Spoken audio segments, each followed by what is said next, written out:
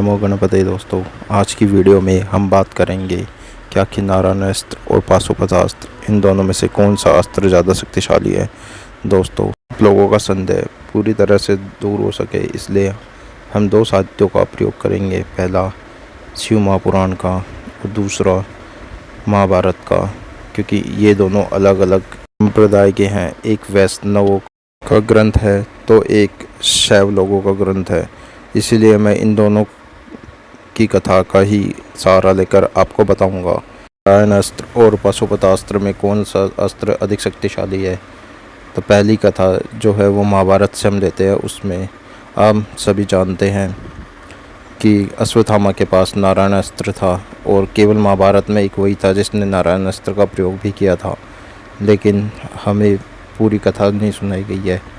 नारायण अस्त्र का प्रयोग उसने केवल एक बार ही नहीं किया था, उसने एक बार जब भी किया था जब युद्ध समाप्त हो गया था और वह पांडव सेना को सर्वनाश करने गया था। उस समय उसे एक काल पुरुष दिखाई दिया जिसे देखकर उसके साथी सभी डर गए थे और वहां से वापस पीछे चले गए। लेकिन अश्वत्थामा को जरा भी भय प्रकट नहीं हुआ और उसने अपने धनुष को उठाया और अपने दिव्यास्त्रों का प्रयोग करने लगा।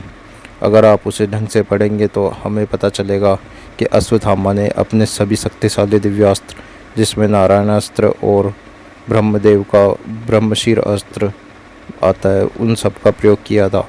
परंतु जैसे जैसे वह प्रयोग करता जाता वह दिव्य पुरुष उन सभी को अपने अंदर समा लेता। जब अश्वत्थामा ने देखा कि मेरे सभी दिव्यास्त्र विफल हो गए हैं और अब वह भी काल के हाथों मारा जाएगा, तो उसे बहुत अफसोस होने लगा और उसके अंदर भय उत्पन्न होने लगा। यह देखकर उसने सोचा कि इसके हाथों मरने से अच्छा है क्यों ना मैं खुद को भगवान शिव को समर्पित कर दूं। उसके पश्चात यह पता चलता है कि वह काल पुरुष कोई और नहीं बल्कि भगवान शिव ही होते हैं और इससे हमें यह पता चल जाता है कि नारायण अस्त्र जो उसने भगवान शिव पर प्रयोग किया था वह विफल हो जाता है, जबकि भगवान शिव पर इसका कोई प्रभाव नहीं होता।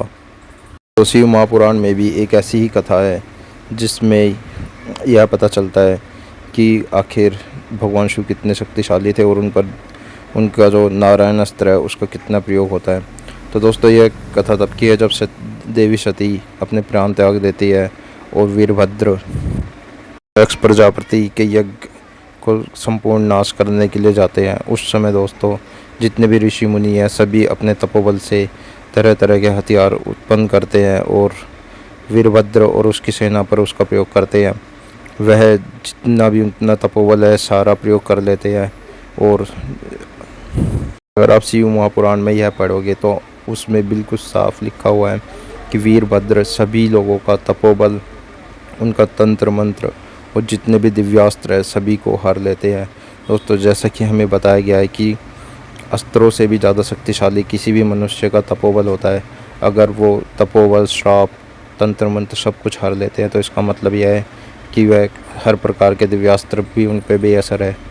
लेकिन अब बात ये आती है कि आखिर हमें यह कैसे पता चलेगा कि नारायण अस्त्र और पाशुपतास्त्र में कौन ज़्यादा अधिक शक्तिशाली है, क्योंकि यहाँ तक तो हमें यही पता चला था कि भगवान शिव पर केवल नारायण अस्त्र का कोई प्रयोग नहीं होता। तो दोस्तों, उसके लिए हमें एक कथा रामायण या फिर शिव महापुराण में ये कथा आती है जब भगवान शिव और भगवान राम का युद्ध होता है। दोस्तों, उस युद्ध के अंदर भगवान शिव और या भगवान राम में बहुत ही भयंकर युद्ध होता है, लेकिन दोनों में से कोई भी विजय नहीं हो पाता। भगवान राम अपने सभी दिव्यास्त्र का प्रयोग कर चुके होते हैं और सभी विफल हो जाते हैं। उसके पश्चात भगवान राम भगवान शिव का पाशुपतास्त्र निकालते हैं और उसका अनुसंधान कर कर भगवान शिव के हृदय पर चलाते हैं, जिससे भगवान शिव युद्ध संतुष्ट हो जाते हैं। दोस्तों, महाभारत में भी इस बात का उल्लेख है कि आखिर नारायण अस्त्र से पाशुपतास्त्र कितना शक्तिशाली था। दोस्तों, जब भगवान शिव अर्जुन को पाशुपतास्त्र देते हैं तो वह उनसे यही कहते हैं कि हे अर्जुन, इसको किसी भी योद्धा पर मत चलाना जो इसके लायक ना हो। अगर आपने ऐसा किया तो यह समस्त ब्रह्मांड का नाश कर देगा। जबकि हमने देखा कि अर्जुन ने कभी भी अपने पाशुपतास्त्र का इस्तेमाल नहीं किया, जबकि नारायण अस्त्र का इस्तेमाल उस युद्ध में हुआ था। इससे यह पता चलता है कि नारायण अस्त्र पाशुपतास्त्र के सामने कहीं भी नहीं ठहरता। तो ऐसी ही सच्ची और तथ्यात्मक जानकारी के लिए हमारे चैनल को सब्सक्राइब करिए। हम आपको किसी भी प्रकार की कोई गलत जानकारी नहीं देते हैं। हम जहां से भी आपको जानकारी देते हैं वह तथ्यों पर आधारित होती है और लिखित रामायण महाभारत या शिव महापुराण से ही हम आपको कोट करके उसको देते हैं। ऐसा कुछ भी नहीं है जो हमने कहीं से भी सुना और आपको बता दिया।